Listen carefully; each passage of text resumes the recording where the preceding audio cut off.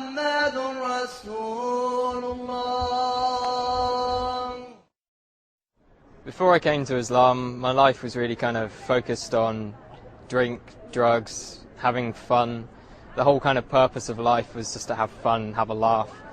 And it's just a way of kind of making your life bearable until you die. I tended to kind of be in a kind of heavy metal crowd, hanging around a lot of people with similar interests, which weren't always the best company to keep. My first experience of seeing Muslims was the 9/11 attacks. I remember I was quite young at the time and I wasn't completely aware of what was going on. In fact, I ran to one of my friends after seeing the news report and I told him that the tourists had declared war in America because I'd never heard of terrorists before. As the war was unfolding and I was seeing more and more about the war in Afghanistan, I started understanding that these people were Muslims and that the Muslims were doing these horrible atrocities across the world. So from that kind of media bombardment, I started getting a strong hatred for Muslims. So much, in fact, I tried to join the army 3 times with the goal of wanting to go over there and kill as many of these people as I could, to do my bit for the country and to make it a bit safer for my family.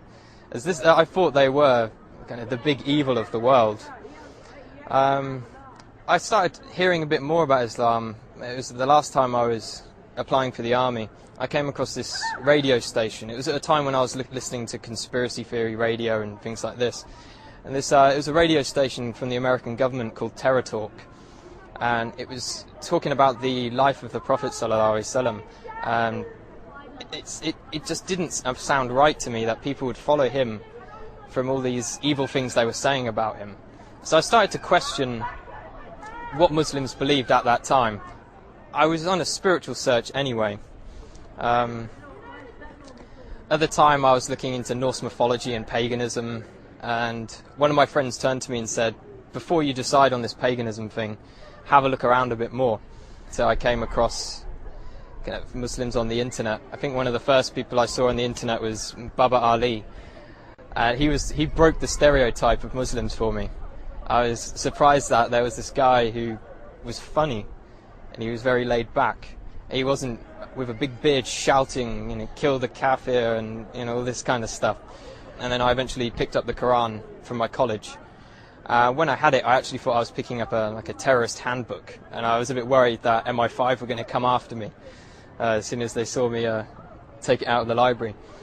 But as soon as I started reading the book, it hit me immediately, and I couldn't stop reading it. It sank deep into my heart. And as I kept continuing through the different surahs, I remember reading about the people in the fire having boiling water to drink, burning their throats. And as I could read this and I was living this awful life, I could feel my throat burning, and I could feel kind of how real this thing was and how I had to change. The first day I went to the mosque, I spent all day there reading, and my mum called me in the evening and asked me where had I been all day, and I said I was at a mosque. She's like, what? No, you can't be at a mosque, you're a Christian. Christians don't go to mosques. And she was very, very shocked and thought I was going down a bad path. That was my mum's original reaction. After a while she started to accept it. She'd done a lot of crying.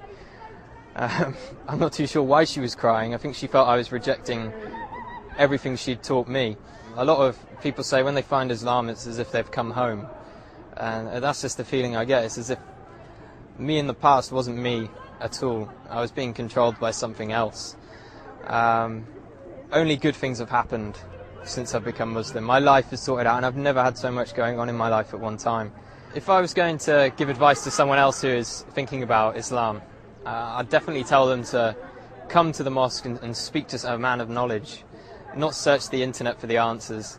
There are some good things on the internet, but when you don't know anything about Islam, you can't judge what is right and what is wrong.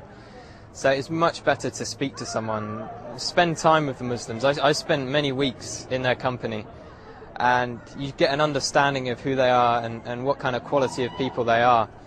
Don't be afraid of what your family think. I've had many people, and myself as well, was worried about what my parents would think.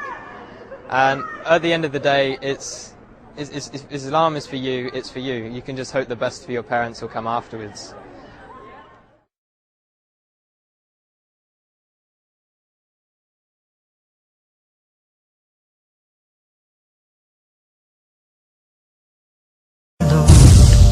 And you wonder how far you can go.